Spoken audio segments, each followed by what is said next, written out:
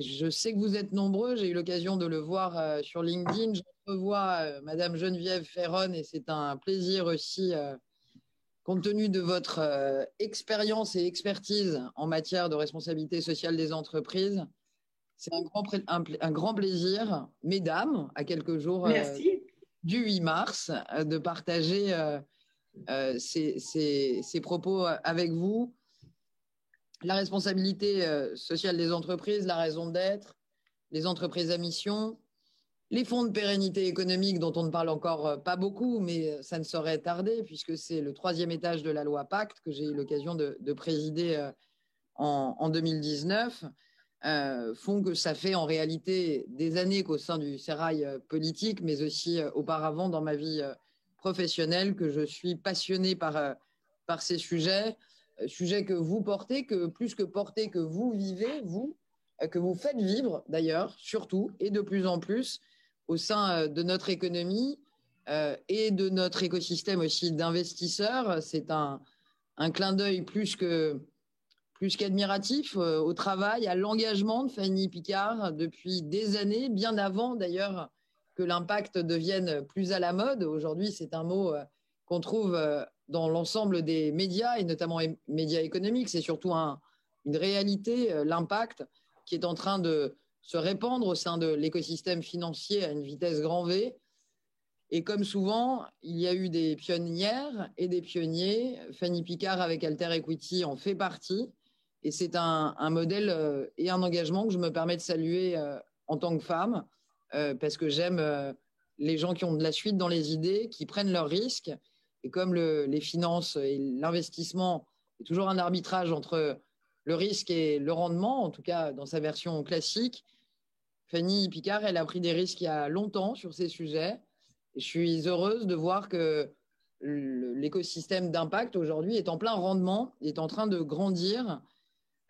Aujourd'hui, au sein de Bercy, j'essaye de porter avec force une vision et surtout des actions au service d'un capitalisme plus responsable. Nous portons une voie que j'essaye d'avoir la plus forte possible et nous traçons aussi, je crois, une voie, un chemin pour l'avenir de notre économie. Nous répondons, me semble-t-il, ainsi à la fois à une attente pressante et légitime des citoyens consommateurs, des citoyens salariés et des citoyens jeunes diplômés en quête de sens. J'ai souvent plaisir à rappeler ce qui relève aujourd'hui d'une évidence, mais qui ne l'était pas il y a 10 ans. Nous avons au sein de nos jeunes talents aujourd'hui une demande, une quête de sens extrêmement forte. Et comme une entreprise, peu importe son écosystème et son secteur, n'est forte d'abord et avant tout que par les femmes et les hommes qui la font, la première valeur ajoutée d'une entreprise, ce sont ses talents. On remarque aujourd'hui, et c'est une tendance lourde, ça n'est pas une mode, que la quête de sens chez nos plus jeunes et chez nos plus jeunes diplômés est une réalité avec ces enjeux de raison d'être, d'entreprise à mission. C'est l'avenir qu'on prépare ensemble, un avenir qui a déjà démarré.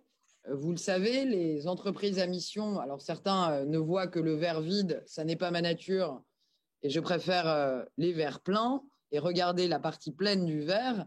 Je vous rappelle que la loi Pacte, qui était une grosse loi, puisque c'est une loi qui a occupé le Parlement pendant plus d'un an, c'est une loi qui a été votée en mai 2019.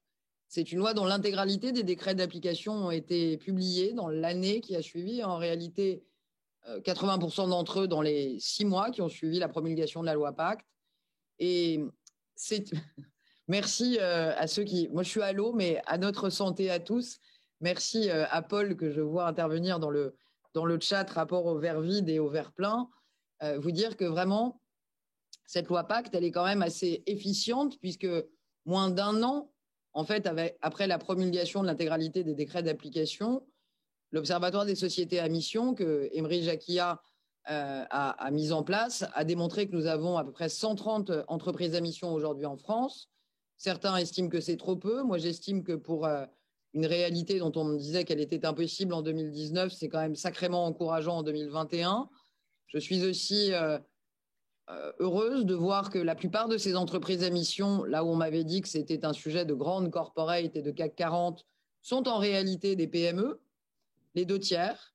Je suis aussi heureuse de partager avec vous le fait que la croissance est exponentielle concernant les sociétés à mission, notamment dans la crise que nous traversons. La majeure partie de ces entreprises à mission se sont créées au dernier semestre, l'an dernier, et notamment lors du second confinement de novembre, ce qui signifie indubitablement que la crise révèle bien sûr des difficultés, mais elle révèle aussi une quête de sens et que les outils, les instruments, parmi lesquels les sociétés à mission, sont de plus en plus plébiscités par les entrepreneurs. Nous préparons l'avenir ensemble, nous préparons l'avenir grâce à des acteurs, encore une fois, comme ceux que représente, qu'incarne, si je puis me permettre, Fanny Picard, des acteurs de la finance qui, il y a maintenant des années, ont fait le pari de cette impact investing, de cette finance à impact. Et aujourd'hui, l'objectif de votre session, je vous en remercie, c'est de parler des racines de la raison d'être. Je partage avec vous un mot qui n'est pas qu'un mot d'esprit, je le pense vraiment. Je fais souvent le parallèle avec le digital, il y a 20 ans, ou l'électricité au siècle dernier, parce que j'aime l'histoire autant que les finances. Je ne sais pas si vous vous rappelez, je vais rester sur l'électricité. Au début du XXe siècle, il y avait des directeurs électricité dans les entreprises. Il y avait des directeurs électricité dans les usines dont le boulot était d'aller mettre l'électricité et s'assurer que ça fonctionne bien dans tous les bureaux. Et puis, à l'arrivée des années 20, des années 30, les directeurs électricité ont disparu parce que l'électricité était partout dans toutes les pièces et que nous n'avions plus besoin de directeurs électricité à proprement parler. C'est un peu la même histoire avec le digital. On a eu des directeurs Internet dans les années 2000 qui étaient en charge de l'Internet, comme on dit pas plutôt, et qui peu à peu, le digital ayant infusé toutes les strates de l'entreprise, se sont retrouvés à la fois sur du marketing digital, mais aussi sur beaucoup d'activités digitales de l'entreprise. Je crois que ma raison d'être, à moi, c'est de porter l'impact avec vous, de le faire connaître et reconnaître. Et ma mission, pour filer la métaphore du pacte, ma mission, elle sera réussie quand quelque part j'aurai disparu, moi aussi. Alors évidemment, pas physiquement, je ne me le souhaite pas, mais quand on n'aura plus besoin de spécifier ici à Bercy qu'il y a un secrétariat d'État en charge de l'économie sociale solidaire et responsable, parce que quelque part, l'intégralité, je le crois, je l'appelle de mes voeux, de notre économie sera ipso facto plus responsable. Et j'appelle de mes voeux ce moment où nous n'aurons plus besoin de spécifier impact ou responsable parce que ça aura pollinisé, ça aura diffusé en termes de pratique dans l'ensemble de notre économie.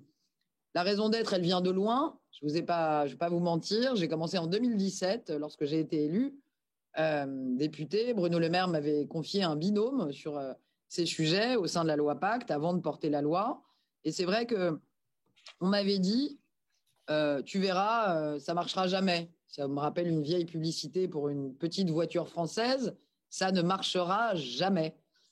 Et en réalité, c'est en train de fonctionner. Ça fait l'objet de plus en plus de suivi et d'intérêt des acteurs économiques. Aujourd'hui, j'ai envie de vous dire que l'inconvénient de la responsabilité sociale et environnementale de nos entreprises, ça a été longtemps, et je fais attention à mes mots parce que quand Geneviève Ferron vous écoute, quand vous parlez de RSE, on fait attention. Je crois qu'on partage le fait que ça a été longtemps de se focaliser sur les externalités de l'entreprise et non sur sa production interne, ses pratiques. Et peu à peu, c'est comme ça que ça a été malheureusement perçu par beaucoup de nos concitoyens. Dans les années 80, 90, 2000, la RSE n'était pas toujours, et en tout cas pas beaucoup, quelque chose qui concernait l'activité en elle-même, mais qui était lié plutôt à l'exercice de l'activité. En fait, la RSE a pendant longtemps oublié, ou en tout cas mise à part la raison d'être. Elle a été parfois considérée, et même souvent, comme une fonction support. Et je le dis parce que j'ai été directrice développement durable dans des structures par le passé. On vieillit, donc il y a maintenant 10 ans au moins. J'ai même porté ces sujets de développement durable, de responsabilité sociale des entreprises dans l'écosystème de la communication dans les années 2007, 2008, 2010. Et c'était une fonction support. Vous aviez la direction marketing, la direction com. Et quand vous étiez très sage, vous aviez le droit de faire en plus du développement durable. Mais souvent, c'était corrélé à la communication ou directement au marketing. Ce n'était pas une fonction à part entière, pas souvent. Je crois que la nouvelle responsabilité sociale, c'est celle de l'entreprise qui se demande aujourd'hui ce qu'elle peut faire pour la société et pas uniquement ce qu'elle peut faire pour ses clients ou ses parties prenantes, ses actionnaires. La raison d'être, c'est remettre les activités économiques au cœur de la cité, des enjeux. Aujourd'hui, je crois qu'il y a un consensus, et je m'en réjouis, pour dire que ces enjeux sont la transition écologique, mais aussi la cohésion sociale. Je crois que ça marche ensemble. C'est pour ça d'ailleurs qu'on parle d'ESG, d'environnemental, social et de gouvernance. Dans ces domaines, nous avons besoin des entreprises, comme dans de nombreux domaines. Nous en avons besoin pour trouver des solutions adéquates en termes de valeur technologique ou de partage de la valeur. La raison d'être, elle donne du sens. Elle donne du sens à nos emplois du temps, à notre travail du quotidien, à nos journées. C'est quand même bien plus stimulant, je crois, de travailler pour une entreprise ou une organisation dont on connaît l'impact, ou en tout cas qui se questionne sur son impact. C'est une stimulation que recherchent de plus en plus nos jeunes talents, nos jeunes diplômés. Et je crois que, comme ce sont les femmes et les hommes qui font la richesse d'une économie, il faut faire attention, ça n'est pas une mode, c'est une tendance lourde. Et je crois que cette responsabilisation du capitalisme, cette responsabilité sociale et environnementale dont vous allez parler, c'est aujourd'hui un des fondamentaux si on veut être attractif auprès des jeunes et des talents. Je terminerai sur cette notion liée au talent, qui est une notion de collectif, parce que je pense que c'est collectivement, ensemble, chacune, chacun, depuis sa focale, oserais-je dire, qu'elle soit d'ailleurs financière, investisseur, qu'elle soit consommation, marketing and sales, qu'elle soit production. Je pense que c'est chacun depuis sa focale, mais c'est ensemble qu'on peut faire avancer le sujet. Je sais que vous avez pas mal au-delà d'experts, vous avez surtout des praticiens, des praticiennes de ces sujets ce soir autour de vous. Je vous en remercie aussi, parce qu'il y a, comme souvent, beaucoup de gens qui parlent, mais ce qui est important, c'est de faire. Vous êtes, mesdames notamment, mais je suis sûre qu'il y a aussi des messieurs, je n'en doute pas. Vous êtes parmi ceux qui font et qui font savoir, mais qui d'abord font. Donc d'abord, merci. Ensuite, c'est de tout cœur, et c'est d'un cœur rempli depuis Bercy que je vous encourage. Fanny Picard le sait, je suis à ses côtés, je vais contribuer, je travaille énormément sur le sujet de la finance à impact. J'encourage les pionnières, les pionniers que vous êtes, qui font plus qu'ils ne parlent. Et vous avez aujourd'hui vraiment quelqu'un qui, ici, à Bercy, au 5e étage du 139 rue de Bercy, vous soutient, vous encourage. Vous pourrez me trouver en cas de besoin, en cas de souci, mais surtout et aussi pour m'exprimer vos ambitions. On va les écouter ici, puisque ce n'est pas parce que je me télétransporte que mon collaborateur ne reste pas pour prendre fidèlement des notes et me dire ce qu'il va se dire. Donc j'aurai des oreilles sans y être physiquement. Un immense merci à Fanny pour sa minutie dans sa détermination. Un grand merci. Je compte sur vous et je vous le redis, vous pouvez compter sur moi pour vous soutenir. Un immense merci, Madame la Ministre. Votre présence ce soir à nos côtés signifie énormément pour nous parce que nous savons, vous l'avez rappelé à l'instant, mais nous savons votre engagement sur ce sujet du capitalisme responsable. Vous êtes probablement parmi les dirigeants politiques aujourd'hui qui portaient avec le plus d'intensité cette idée qui nous tient éminemment à cœur chez Alter Equity comme pour Geneviève Ferron. Un immense merci. Je ne vais pas reprendre tous les propos que je voulais partager avec vous. Je sais que vous êtes en retard, mais juste pour dire que vous avez joué un rôle majeur dans la construction de la loi Pacte, dont il va être question au cours de ces webinaires que nous consacrons au capitalisme responsable.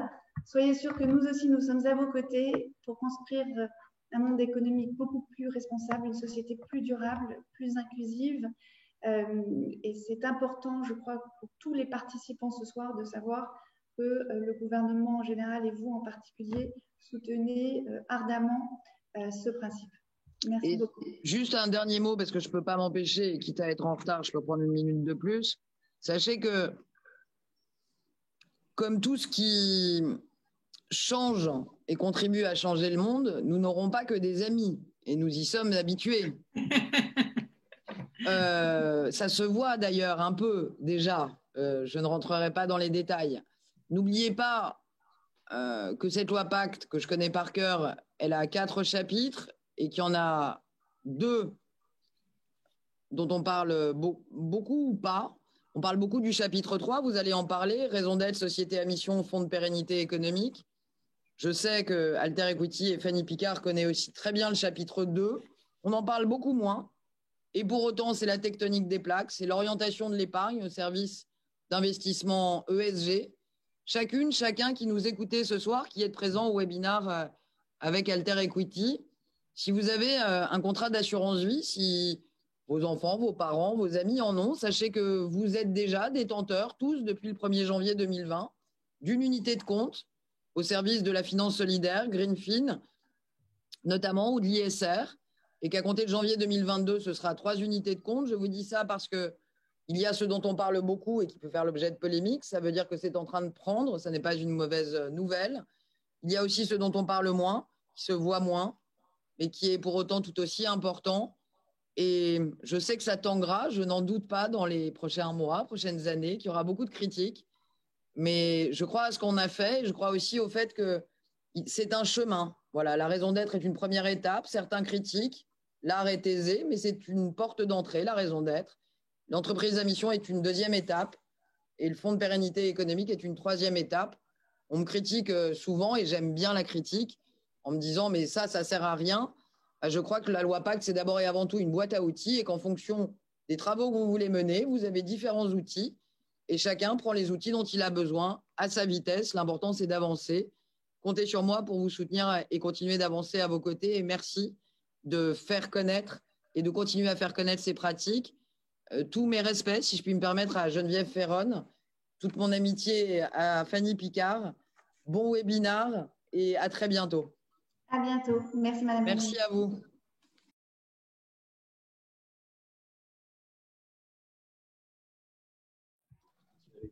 C'est une grande joie que tu m'as faite, ainsi qu'à toute l'équipe d'Alter Equity, d'accepter cette invitation à partager avec les auditeurs de nos webinaires ta vision concernant l'historique et les perspectives du capitalisme responsable. Tu fais partie des personnalités qui ont construit les concepts de notation extra-financière, d'investissement socialement responsable et plus récemment d'entreprise à mission. C'est toi qui as traduit Socially Responsible Investment en français, en ISR, investissement socialement responsable, et tu as même à l'époque déposé le terme investissement socialement responsable. Tu possèdes l'investissement socialement responsable. J'ai déposé pour mon actionnaire, pas pour moi. Tu es discrète, mais je suis totalement convaincue que l'investissement socialement responsable ne serait pas ce qu'il est aujourd'hui sans ta contribution. Cette contribution, elle est liée non seulement à ta personnalité, mais à ton parcours professionnel que tu as débuté aux Nations Unies en 1988 et ce qui t'a permis de prendre conscience dès ce moment du risque majeur pour l'humanité constitué par le dérèglement climatique. En 1992, toujours aux États-Unis, car tu étais à New York aux Nations Unies, tu rejoins un cabinet de prospective. Tu y conduis une étude pour la Caisse des dépôts française sur les particularités des investissements des fonds de pension des fonctionnaires américains, compte tenu de la spécificité liée au fait qu'ils assurent la retraite d'agents des États. Cette étude est à l'origine de ta réflexion sur la responsabilité des actionnaires que tu n'auras cesse de faire progresser. De retour à Paris, tu conceptualises la performance extra-financière et tu crées ARES en 1997, première agence de notation extra-financière à l'échelle mondiale, qui deviendra Vigeo. Tu prendras ensuite la responsabilité de Core Ratings, agence de notation extra-financière, société sœur d'une agence de notation financière classique, Fitch, avant d'être nommée directrice du développement durable d'Eiffage, puis de Veolia. Aujourd'hui, tu es associée de Profil, cabinet de conseil sur l'intégration de la responsabilité au cœur des business models des entreprises. Vous conseillez notamment un grand nombre d'entreprises dans l'élaboration de la mise en œuvre, dans l'élaboration et la mise en œuvre de leur raison d'être, ainsi que dans l'évolution vers le statut d'entreprise à mission. Tu as d'ailleurs joué un rôle absolument déterminant dans l'élaboration de ce concept. Un grand merci donc d'être à nos côtés pour commenter l'historique et des perspectives concernant le capitalisme responsable.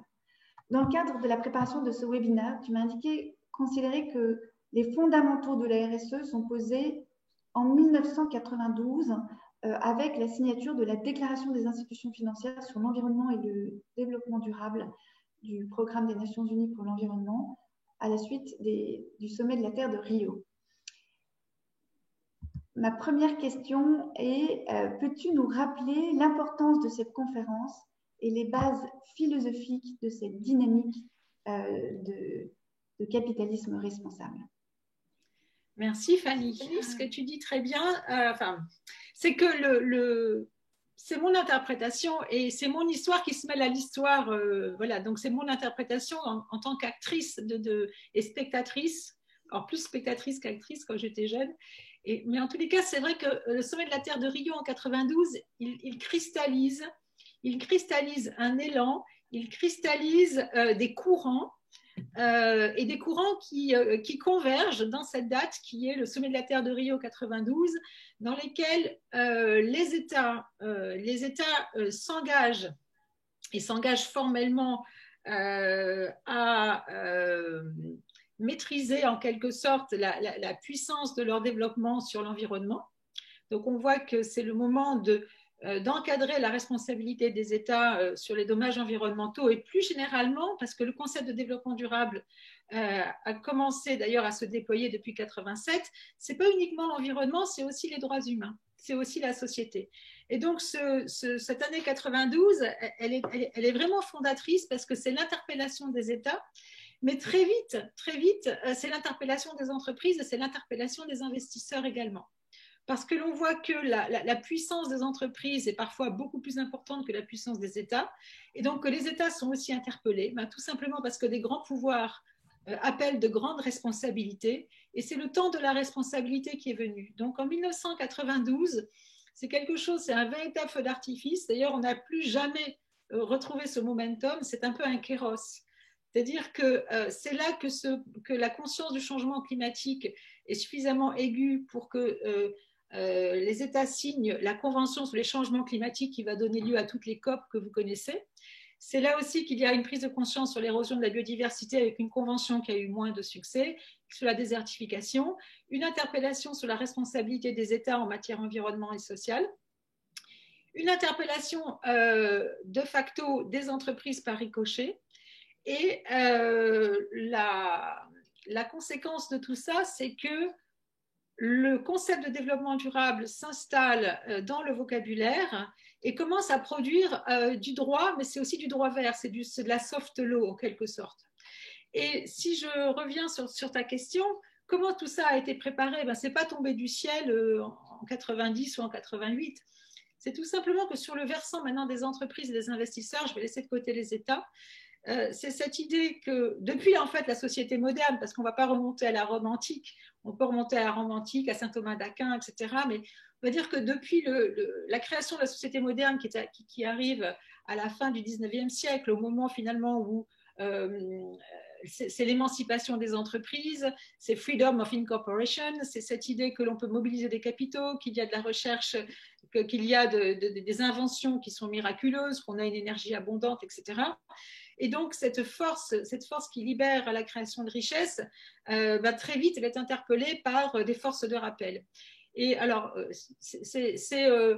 en 1953, c'était Howard Bowen qui écrit ce petit livre qui est La responsabilité du businessman, mais ça s'appuyait aussi sur le social creed de l'Église qui a aussi été très puissant dans la pensée protestante.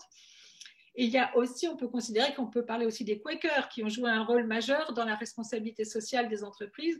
Les Quakers, c'est une secte protestante, 16e siècle, qui s'est fait exclure de toutes les professions militaires, fonctionnaires, toutes les professions le clergé, et donc il trouve sa route en devenant des marchands et des marchands tout puissants, mais avec cette volonté de porter des valeurs. Et ils ont été les premiers à avoir un regard très moderne sur le droit des enfants, le droit des femmes, sur des conditions d'hygiène, les conditions de travail. Ils ont été aussi très impliqués contre la lutte contre l'esclavage. Bon, donc on peut remonter, mais ce n'est pas le but. Ce qui m'intéresse maintenant, c'est de rentrer dans le XXe siècle et de voir que le XXe siècle, ça se précipite à partir des années 60, avec des forces de rappel. Et ces forces de rappel, elles sont très intéressantes parce que c'est dans ce champ de contraintes que finalement va s'élaborer les grands référentiels de la responsabilité sociale. Et j'aurais envie de citer du côté outre-Atlantique, il y a vous savez, il y a ce qu'on appelle les obligations fiduciaires pour les administrateurs d'une entreprise aux États-Unis. Les obligations fiduciaires, c'est tout simplement l'obligation qui est faite à un administrateur de ne pas prendre des décisions qui vont à l'encontre de l'intérêt de l'actionnaire. Et ça a été depuis un arrêt de la Cour suprême du Michigan en 1919, qui était Dodge contre Ford, je crois. Eh bien, ça a été interprété comme étant ne pas prendre une décision qui va à l'encontre de l'intérêt financier de l'actionnaire. Et ça, c'était un verrou qui a corseté le capitalisme actionnarial américain. Et c'est un verrou qui a tenu quasiment 100 ans, parce qu'il faut arriver maintenant au statut des Public Benefit Corporations, les entreprises à mission américaine, qui en fait est un statut dérogatoire, qui permet de déroger à ces obligations fiduciaires qui sont toujours interprétées dans un sens très strict et très financier et qui ont corseté la création de valeur ou la vision de la création de valeur. Alors, bon, pour ceux qui veulent très vite sur l'arrêt Dodge-Ford, c'est les frères Dodge qui détenaient 10% du capital de Ford et qui ont traîné en justice, j'imagine que c'est M. Henry Ford, parce que leurs dividendes avaient été dilués, parce que M. Ford, qui était actionnaire majoritaire, avait fait construire des usines et avait doublé les salaires de ses employés. Et donc, les frères Dodge s'étaient dit, nous, on n'est pas là pour moderniser les usines et doubler les salaires, ça dilue nos dividendes. Et la Cour suprême leur a donné raison en disant que l'entreprise, elle est là pour créer du profit pour les actionnaires et donc pas pour éventuellement apporter un mieux-être social. Donc, si vous voulez que cette pierre angulaire, elle est propre au pays anglo-saxon, elle est aussi, on la connaît aussi au Royaume-Uni, mais le Royaume-Uni va aller finalement vers comment dirais-je, une conception du capitalisme actionnarial un peu plus éclairée, parce que rapidement les États-Unis vont commencer à aller aussi vers une prise en compte des enjeux sociaux et environnementaux. Et alors après, le reste de l'Europe, on est plutôt dans un capitalisme qui est plutôt axé sur le long terme, sur des valeurs de long terme et plus humanistes. Donc, vous voyez que quand on regarde dans le rétroviseur, finalement, c'est plutôt le capitalisme anglo-saxon qui a prospéré et qui a créé une norme. Et ce capitalisme anglo-saxon, il est aussi interpellé par des investisseurs parce que les masses d'argent sont gigantesques. Aux États-Unis, il y a ces fameux fonds de pension, Fanny, que tu évoquais, pour lesquels j'ai effectivement travaillé quand j'étais à San Francisco, en fait. Et ces fonds de pension, c'est immense, parce que la retraite aux États-Unis, hein, c'est géré par des grands, c'est pas l'État qui la gère, hein, c'est misérable ce que gère l'État. C'est des grands fonds de pension dans lesquels tous les mois, vous donnez un quart de votre salaire à un fonds de pension qui a pour charge de bien le gérer pour vous le rétrocéder une fois que vous serez à la retraite. Et ce qui m'avait passionné, c'était de voir que toujours dans le tournant des années 90, mais ces fonds de pension, ces investisseurs commençaient à se dire mais la responsabilité des entreprises, ce n'est pas forcément uniquement de créer de la richesse pour l'actionnaire, parce qu'il y a des dommages collatéraux qui sont gigantesques sur le plan social et environnemental. Et là, vous avez toute une collection d'accidents industriels ou de scandales qui commencent à égrener. Alors, je peux penser de Bhopal en 83, je peux vous parler de... il y avait même Three Mile Island en 79, Bhopal en 83, il y avait Tchernobyl en 86, il y a l'Exxon Valdez, j'y reviendrai en 89, le naufrage de l'Exxon Valdez au pétrolier. Vous avez également dans la litanie On peut citer Enron, le scandale d'Enron en 2001, qui est un vrai scandale de gouvernance, et puis Lehman Brothers en 2008, et puis je peux aller jusqu'au Rana Plaza en 2013. Donc on voit bien que les forces débridées des entreprises soutenues par des investisseurs qui ont peut-être des œillères, ça crée des dégâts qui en fait nuisent à la prospérité et à la pérennité des entreprises. Et donc, on voit apparaître des coalitions d'investisseurs, et c'est là que je reviens au naufrage de l'Exxon Valdez. Le naufrage de l'Exxon Valdez, il crée vraiment un tremblement de terre dans la communauté des fonds de pension, mais plutôt des fonds de pension publics ou déjà des gros gestionnaires d'actifs américains. Alors, ce n'est pas des enfants de cœur, ils ne le font pas pour des raisons altruistes. Enfin, en tous les cas, ce n'est pas ce qui est mis en avant.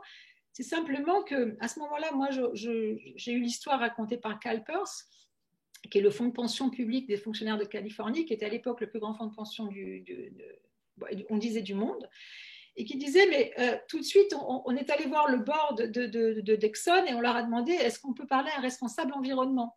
Il n'y avait pas de responsable environnement chez Exxon. Il n'y en avait juste pas. La conscience environnementale, elle est balbutiante. Il faut imaginer que les reportings socio-environnementaux, ça n'existe juste pas. Non, donc, il faut imaginer que finalement, on est dans une prise de conscience qui est juste vertigineuse. Et donc, cette coalition qui s'appelle le CERES, c'est la coalition c'est Coalition on Environmentally Responsibility Economic. Et c'est une coalition des plus grands investisseurs institutionnels américains qui commencent en conseil d'administration à taper du poing sur la table en disant, bon, qu'est-ce que vous mettez en contrepartie? C'est quoi quelle responsabilité vous prenez pour nous garantir qu'on n'investit pas dans une bombe à retardement social ou dans une poubelle environnementale? Eh bien, tout ça, ça a été un des courants qui a amené, comme je le disais, une prise de conscience très forte, qu'il était nécessaire d'avoir des personnes en charge de ces sujets, qu'il était nécessaire d'avoir du reporting sur ces sujets, qu'il était nécessaire d'encadrer la responsabilité des entreprises, aussi du point de vue de l'investisseur, et c'était aussi son intérêt à l'investisseur. Alors, ça ne s'est pas fait en une fois, ça c'est clair, et la ministre l'a très bien dit. Ces sujets-là ont été longtemps contingents, longtemps gérés sous un angle très défensif, jusqu'à ce que finalement, à la fois les forces de rappel des consommateurs, des ONG, des États, contraignent l'entreprise à être beaucoup plus engagée et beaucoup plus volontariste. Et c'est là que le mouvement de la notation extra-financière, et je parlerai après de la finance à impact, mais quand j'ai créé ARES, effectivement, en 99, je venais des États-Unis, où ce mouvement, il n'y avait pas encore vraiment de notation extra-financière, c'était plutôt des research centers qui étaient plutôt sur des critères d'exclusion. Donc, c'était plutôt des questions de valeur. C'était de dire, on ne veut pas investir dans l'alcool, dans le jeu, dans la pornographie, dans les procédés abortifs, dans les mines antipersonnelles, les pays qui font travailler les enfants, enfin, les entreprises qui font travailler les enfants. Donc, c'était plutôt un mélange. C'était un peu des tours de contrôle qui essayaient d'évaluer le flux et le reflux du vice dans les grandes entreprises. Bon, moi, ça ne me passionnait pas, clairement. Et puis, je me disais, en France, je ne vois pas trop comment ça pourrait passionner. Et puis, surtout, on n'investit dans rien. Ou alors, on est clairement dans des entreprises, des investisseurs, pardon, qui eux-mêmes sont tout à fait au clair par rapport à leurs valeurs. Et c'était le cas des Quakers et des grandes fondations américaines qui avaient de l'argent à investir. Ils disaient, nous, on ne veut pas de ça. On ne veut pas que notre argent cautionne ça, finance ça. On sait qu'on va introduire une distorsion, qu'on va peut-être perdre du rendement et de la performance, mais on ne veut pas de ça. Et c'était tout à fait légitime, c'est tout à fait valide, sauf que ce mouvement, si on veut vraiment en faire un mouvement massif et l'ouvrir à des petits porteurs où il y a autant de valeurs que de personnes, enfin en tous les cas où on partage, on peut être aligné sur un cœur de valeurs, mais on a probablement des opinions différentes, il fallait plutôt rentrer par une analyse de risque qui semblait être la bonne approche. D'où cette idée de créer une notation extra-financière qui était un peu le complément de la notation financière. Bon, sauf que y a quelque chose qui est apparu directement, enfin moi en l'occurrence en France, quand j'arrive en 97 et que je crée un ouvrier de cette école américaine, je crée ARES, je m'aperçois qu'en fait c'est parfait. Avec mes jeunes collaborateurs, on était très jeunes. Hein, mes actionnaires, c'est la Caisse des dépôts et le groupe Caisse d'épargne, donc des actionnaires institutionnels. Et on crée une méthodologie. J'ai même une lettre de CalPERS qui me dit que si jamais je crée cette agence de notation extra-financière, CalPERS sera mon client, ce qui est complètement dingue. Je ne me rends absolument pas compte de la bombe que je détiens, parce que je vis aux États-Unis, je ne vis pas en France, et que CalPERS a déjà parfois 1 ou 2% dans des entreprises cotées françaises. Donc, ça m'aide énormément, sauf qu'il y a quelque chose, et vous l'avez tous vécu, qui m'écoutez, c'est qu'en 97, 98, 99, 2000, 2001, il y a 0 reporting sur ces sujets. Alors, pour les plus jeunes qui nous écoutent, ça vous paraît complètement dingue, mais il n'y a pas de rapport développement durable, il n'y a personne qui s'occupe de ces sujets. Ces sujets sont complètement, on va dire, contingents, adjacents, et donc il faut absolument s'investir, et ça, c'était la loi NRE 2001, qui a été une loi fondamentale qui a créé le reporting extra-financier dans lequel il a fallu se battre pour imposer aux entreprises une forme d'alphabet de reporting sur ces sujets socio-environnementaux et de gouvernance. Donc voilà, ça c'est un pan de l'histoire qui est extrêmement important. Et après, le législateur ne va pas, d'ailleurs, la France de ce côté-là est très volontariste, parce qu'après, on a l'article, je crois que ça nous amène sur l'article 173, qui était la transparence sur les sujets environnementaux et carbone, hein, ça c'est en 2015. Après, on a la loi sur le devoir de vigilance en 2017, la DPEF. Donc la France a aussi beaucoup inspiré l'Europe, parce qu'elle a été une locomotive en matière de RSE. D'autant point de vue, vous voyez que ce mouvement est en train de se consolider très vite à partir du tournant du 21e siècle. Pour toi, c'est cette loi NRE qui permet en fait l'évolution de l'investissement socialement responsable depuis une première étape d'exclusion de tous les secteurs que tu as évoqués, à une étape d'inclusion de démarches de responsabilité sociale, environnementale et de dimension de gouvernance. Oui, clairement, parce que sinon, je reviens, je suis désolée, je reviens au cas d'Arez, mais on devait produire des informations sur 250 entreprises. Il faut qu'elles soient objectivées, il faut qu'elles soient comparables, il faut qu'elles soient systématiques, il faut qu'elles soient fiables, il faut qu'elles soient robustes. On n'avait strictement rien. Et je me souviens des discussions que j'avais, parce qu'on avait créé un petit groupe européen, mais ce n'était pas vraiment des agences de notation extra-financière. Par exemple, c'était IRIS. IRIS, c'était nos amis anglais créés par des Quakers, mais justement, ils étaient Quakers, donc ils mettaient en valeur ils mettaient en avant leurs valeurs, qui étaient fort tout à fait légitimes, mais ils n'avaient pas un outil d'analyse. Simplement, ils regardaient qui produit de l'alcool et qui vend de l'alcool. Donc, c'est-à-dire que Carrefour, on l'exclut, et Pernod Ricard, on l'exclut, parce que Carrefour vend de l'alcool, Pernod Ricard. Bon, moi, ce n'était pas très intéressant. Ce qui a vraiment rendu l'analyse extra-financière intéressante, c'est quand on a pu disposer d'informations et que ces informations ont pu nous renseigner sur des niveaux de risque ou d'engagement de nature à changer la performance des entreprises, de par notamment dans une vision d'ailleurs d'innovation, de résilience, de capacité d'attractivité, de capacité de créer de nouvelles normes de marché. Et ça, c'était beaucoup plus intéressant de mon point de vue. Et je pense que si on n'avait pas eu la loi NRE qui avait imposé ce reporting extra-financier, on n'aurait juste pas eu d'informations à faire tourner dans nos modèles. On aurait fait ça à la mano. Et d'ailleurs, c'est ce qu'on faisait au début. Quand on parle de où on vient, il faut savoir que d'où on vient, c'est que nous, on envoyait des questionnaires aux entreprises du CAC 40. Alors, certaines se demandaient vraiment, mais qui on était si on n'était pas complètement perché. J'ai quand même des souvenirs, j'ai gardé des mails qui sont des véritables perles.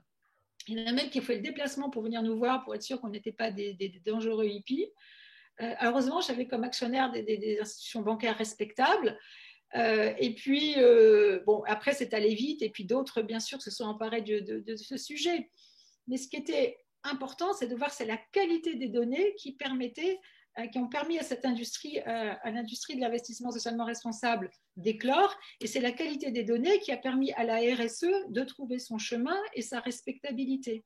Même si, en étant un peu, voilà, il faut pas, ça n'a pas été un chemin bordé de roses, hein, loin s'en faut, parce que forcément, quand les entreprises étaient sous ce champ de contraintes de reporting RSE qu'elles ne comprenaient pas, qu'elles ne maîtrisaient pas, ça a été compris comme un actif de communication.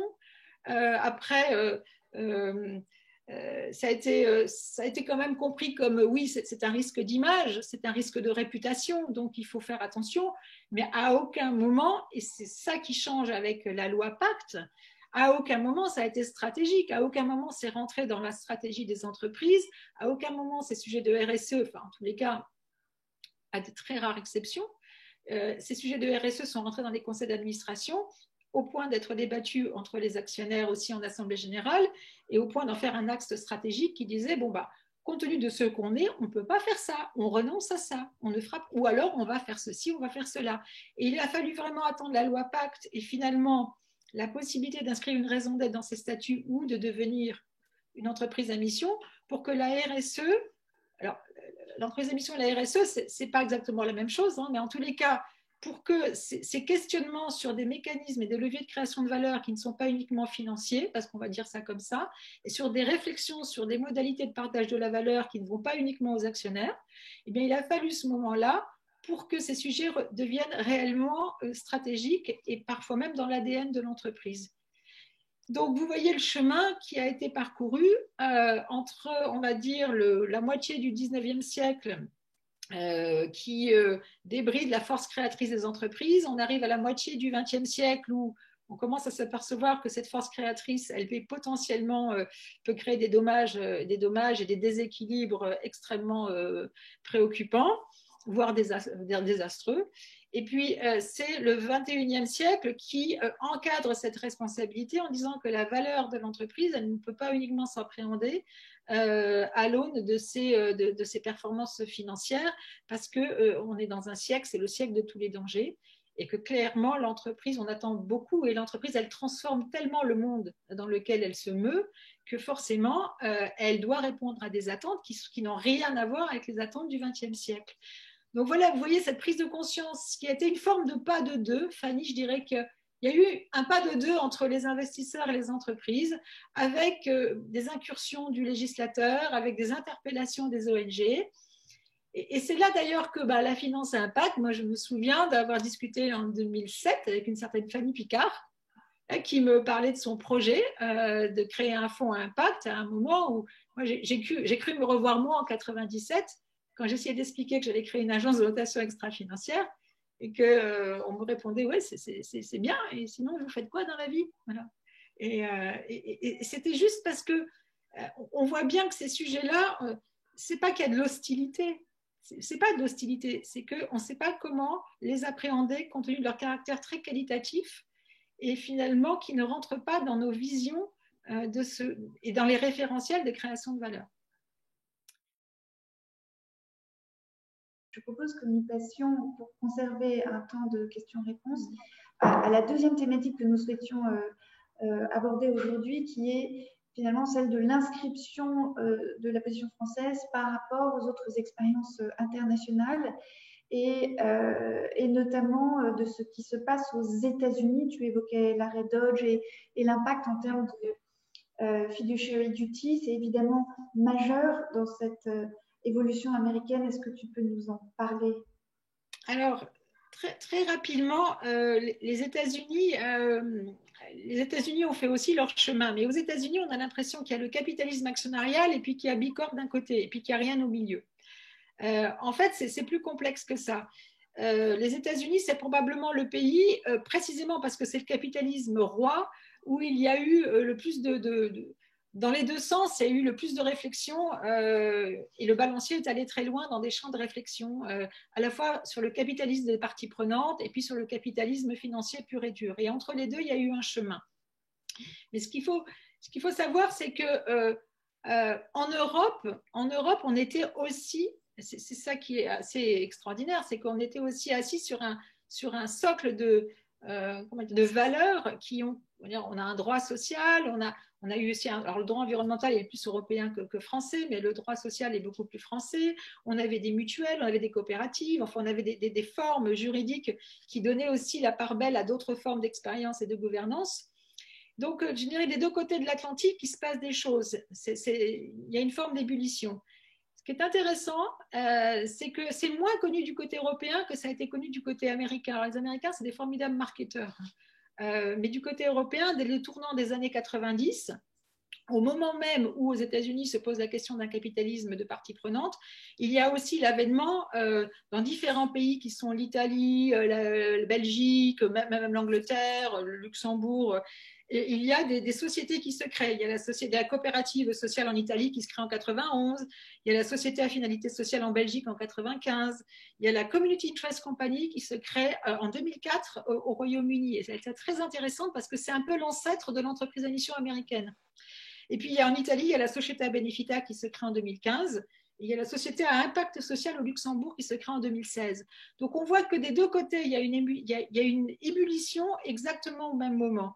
Mais ce qui a réellement, je pense, donné le là, c'est que ces statuts américains qui ont émergé en 2010, les statuts de Benefit Corporation et de Public Benefit Corporation ou de Social Purpose Corporation, sont des statuts qui en quelque sorte, sont venus comme des contre-pouvoirs à ces responsabilités fiduciaires qui demandaient d'interpréter la création de valeur sous un angle extrêmement strict et financier. Donc, cette éclosion de statuts aux États-Unis à partir de 2010, ils marquent un tournant et ils ont de toutes les façons inspiré l'Europe. Et je terminerai en disant que ne pas confondre le statut B Corp avec le label B Corp. Le label B Corp qui est créé en 2006, il est créé parce que il est créé par des entrepreneurs à mission, un peu à mission de façon implicite, c'est-à-dire ils se sentent à mission, profondément à mission. Ils créent ce label pour créer une communauté, pour se reconnaître.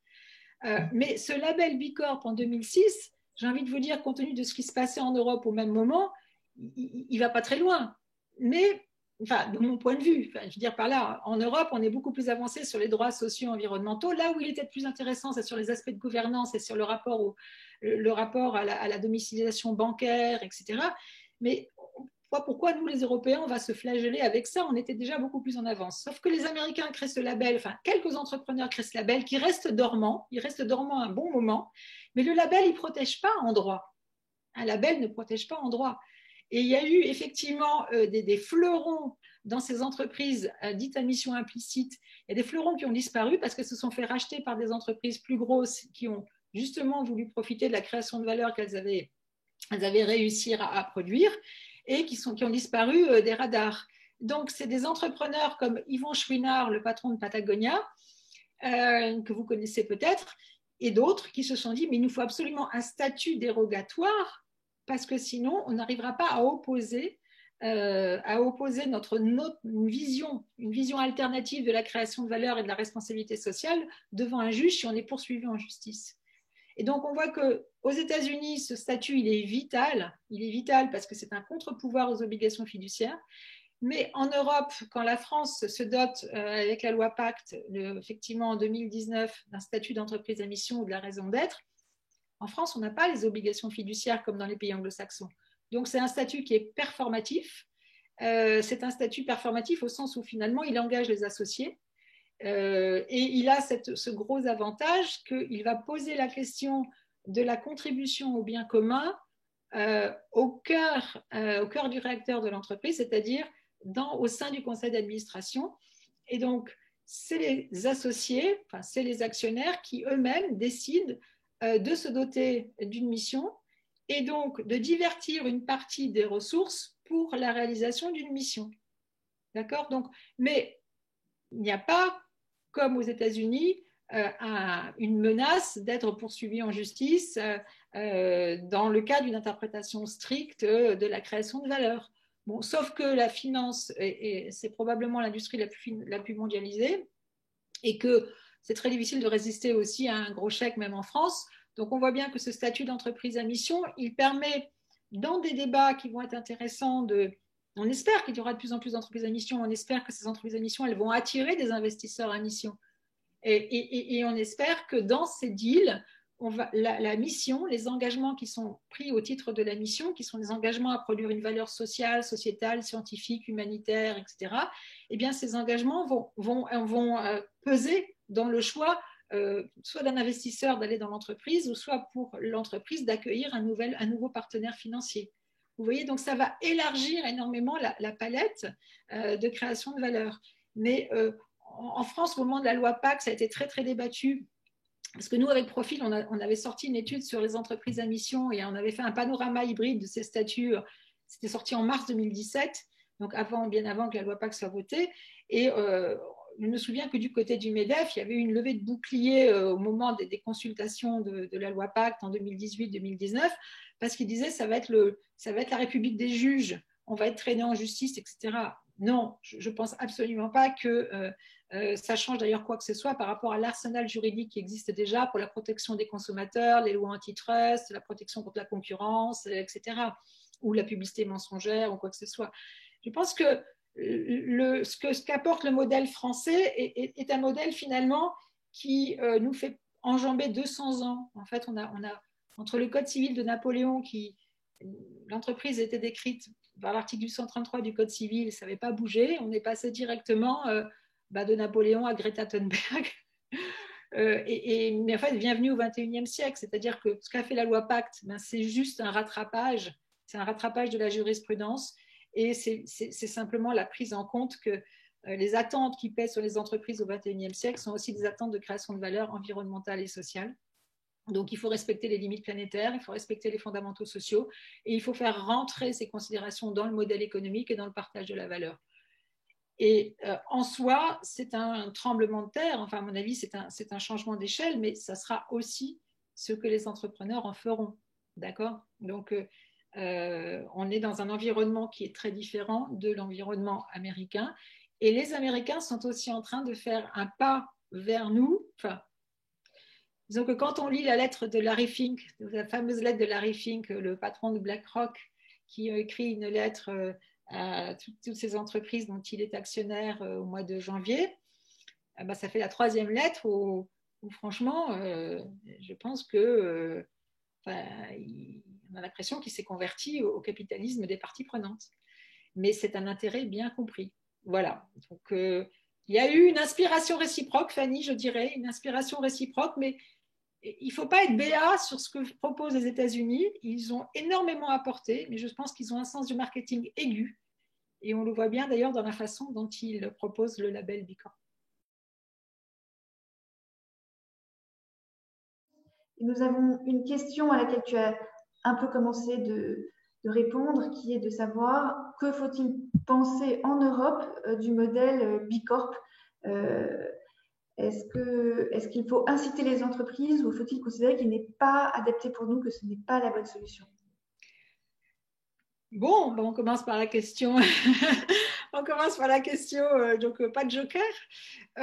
Vous avez compris que j'ai un attachement très fort aux États-Unis, où j'y ai passé des années, je les connais bien.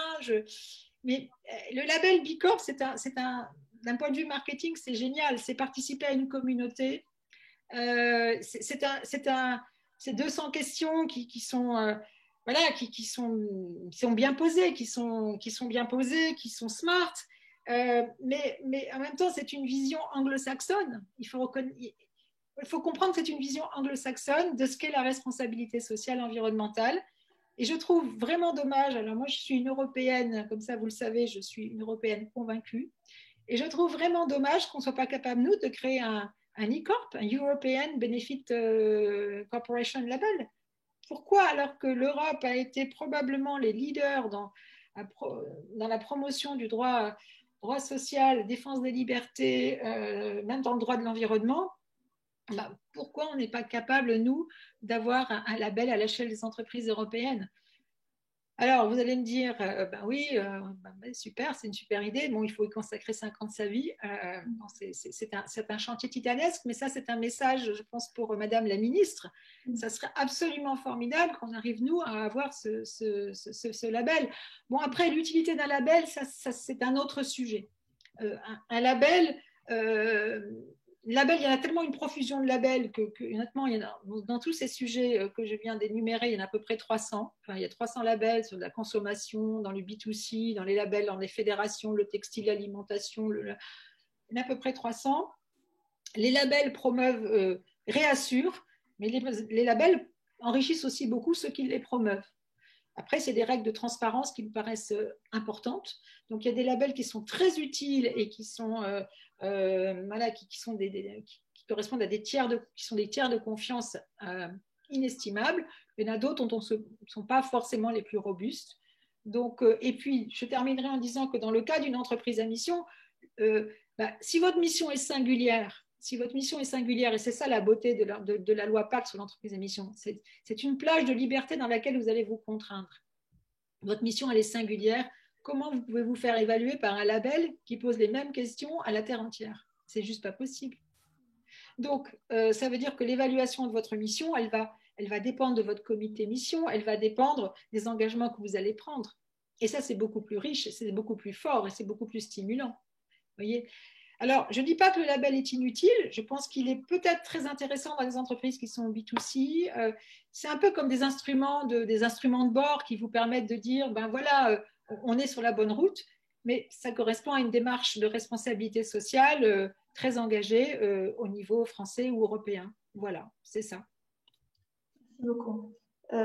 Certains dirigeants d'Ecovadis s'étaient inscrits à ce webinaire, peut-être sont-ils encore là. Ils ont une démarche qui est intéressante, qui s'inscrit dans une culture européenne, mais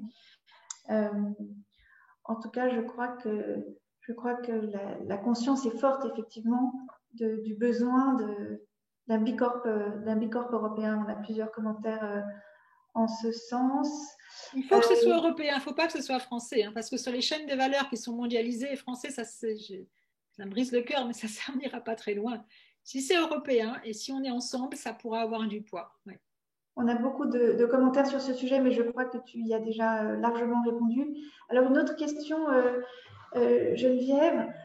Pour beaucoup, le capitalisme responsable, c'est un capitalisme dans lequel l'entreprise est détenue par ses utilisateurs, la mutuelle, la coopérative. Est-ce qu'il faut considérer que ce mode de détention est un garant de la responsabilité ou bien peut-on concevoir un capitalisme responsable de façon complètement autonome d'une détention par les utilisateurs? Pour moi, le modèle coopératif ou mutualiste, il est certainement il est intéressant, il est puissant, mais ce n'est pas parce que vous êtes une coopérative ou une mutuelle que la gouvernance n'est pas opaque ou qu'il n'y a pas des problèmes de transparence ou qu'il n'y a pas des problèmes de responsabilité sociale environnementale. Alors, il y a une petite formule qui est un peu commode, je vous le dis, c'est le statut ne vaut pas vertu, mais il y a des coopératives qui ne sont pas au service de leurs sociétaires parce qu'on a perdu le contact depuis longtemps avec les sociétaires, ou au contraire avec d'autres qui sont complètement exemplaires. Donc, je ne pense pas que ce soit ça la ligne de partage. Je ne crois pas que ce soit ça. Je me demande si c'est pas, vous savez, pendant les élections, la primaire démocrate, il y avait une sénatrice, je crois que c'est Elizabeth Warren, qui avait proposé, c'était en 2008, elle avait proposé ce qu'on appelle le accountability ou accountability capitalism, qui était une idée de proposer qu'il y ait dans les conseils d'administration beaucoup plus de salariés ou de parties prenantes externes. Finalement, c'est cette idée de discuter des conditions de création et du partage de la valeur avec les utilisateurs, avec les parties prenantes structurantes de l'entreprise et de les représenter de façon à ce qu'il n'y ait pas cette asymétrie qui existe toujours en faveur de l'actionnaire et toujours dans une vision financière. Et finalement, c'est ça le cœur du sujet. C'est comment est-ce que dans la prise de décision et dans l'allocation des ressources et voilà, dans les conditions de création et de partage de la valeur, comment est-ce qu'on ne fait pas aussi confiance à des parties prenantes qui sont une force créatrice de la richesse de l'entreprise. Et à mon avis, c'est plutôt ça le cœur du problème que d'être une coopérative ou une mutuelle. Alors, pour une entreprise cotée en bourse, c'est un peu plus compliqué parce qu'il y a peut-être un désalignement des actionnaires. C'est peut-être plus facile dans des entreprises où l'actionnariat est plus homogène. Mais les entreprises cotées en bourse, il n'y a aucune raison pour que ces sujets-là ne soient pas des sujets importants et urgents. Donc voilà, je pense que c'est plus la représentation des parties prenantes structurantes qui apportent leur force de création ou leur force de travail et de cette idée de comment est-ce qu'on résorbe cette asymétrie qui est encore celle dans laquelle on vit au bénéfice de l'actionnaire dans une vision qui est peut-être trop financière. Merci beaucoup. Alors justement, il y a une question sur question de savoir, est-ce qu'on pourrait donner aux dirigeants d'une société cotée en bourse avec un actionnariat fractionné un mandat de conduire la gestion de son entreprise avec un engagement RSE important jusqu'à aller au détriment, jusqu'à s'inscrire, jusqu'à aller au détriment de la rentabilité à court terme. C'est ça l'entreprise à mission? Non, non, je pense pas qu'il faut opposer détriment. Je crois pas. Je crois pas du tout. Vous savez, dans le rapport Viennot en 95, il y avait ce rapport qui était intéressant. Il y avait déjà cette idée de prospérité et de continuité de l'entreprise. C'était de dire, dans le rapport Viennot, c'était de dire que l'intérêt social, il y a un intérêt supérieur de la personne morale, c'est-à-dire que c'est l'entreprise qui est un agent économique autonome qui permet d'assurer la prospérité et la continuité de l'entreprise. Et finalement, c'est ça qu'il faut aller chercher. C'est des logiques qui, oui, effectivement, à long terme, on assure la continuité et la prospérité de l'entreprise. Donc, ce qui suppose qu'il y ait des renoncements peut-être à court terme. Mais au fond, pour une entreprise qui veut faire vivre sa mission, il faut d'abord qu'elle aille bien, c'est-à-dire la rentabilité, c'est juste un prérequis. Donc, on ne va pas prendre des décisions qui sont au détriment même de la survie de l'entreprise. Une entreprise, ce n'est pas une ONG. Donc, simplement, il ne faut pas confondre la raison d'être qui est de faire du profit et la raison d'être qui est le sens que l'on veut donner à la création de cette entreprise dans les réponses qu'elle veut apporter aux défis du XXIe siècle. Donc, pour moi, cette opposition, elle n'est pas tellement... il faut la dépasser, sinon on ne va pas y arriver. Mais je reconnais que c'est extrêmement difficile.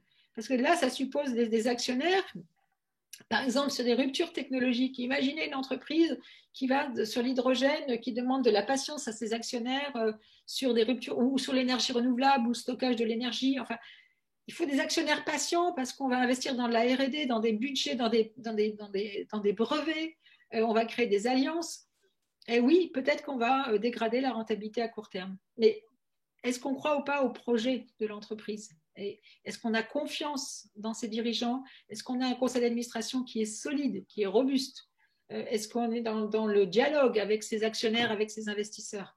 Voilà, c'est ça qui est important. Et effectivement, une entreprise à mission, ça veut dire, dans son modèle économique, il y a des choses sur lesquelles il faut renoncer. Il y a du chiffre d'affaires toxique et il faut savoir couper pour mieux investir là où sont les prochains, les nouveaux leviers ou gisements de création de valeur. Merci beaucoup. Nous avons une dernière question qui est quels sont les freins à l'adoption d'indicateurs de performance intégrés? Alors, les freins, ils sont, vous savez, c'est parce qu'on est dans un vocabulaire qui est très pauvre, en fait. Et puis surtout, on a quasiment 150 ans d'habitude dans la façon de rendre compte de la valeur qui est créée.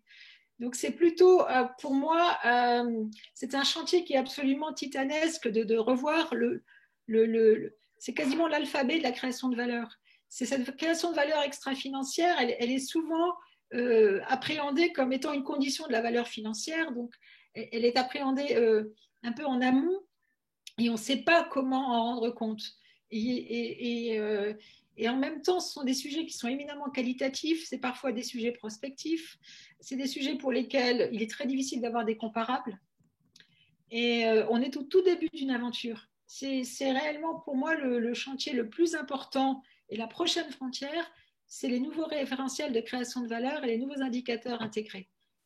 Un petit peu comme... je pense que ça va être aussi un sacré enjeu de suprématie, de souveraineté, parce que dans les normes comptables, c'est toujours les anglo-saxons qui ont imposé les leurs.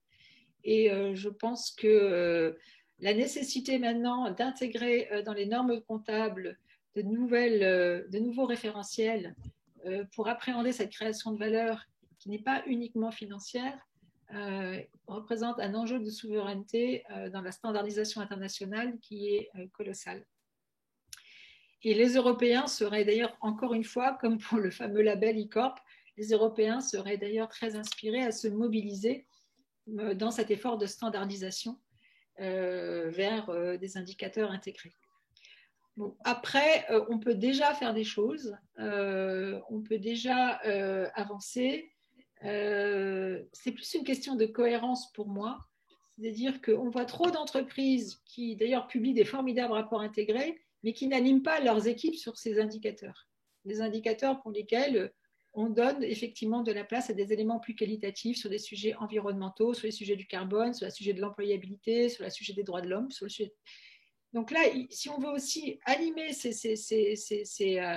troupes sur ces indicateurs-là, il faut être capable de créer ces boîtes à outils. Et à mon avis, pour certains indicateurs, c'est pas science rocket. Hein. Donc, c'est possible. Après, la question d'avoir un référentiel international sur lequel on peut se comparer et on peut évaluer la valeur qui est créée, ça, c'est autre chose. Voilà. Merci à tous les participants, toutes les participantes. Nous vous invitons à nous retrouver le 7 avril prochain à 18 h avec un débat qui sera passionnant dans la continuité de celui-ci. Ce sera autour de 2 sujets qui sont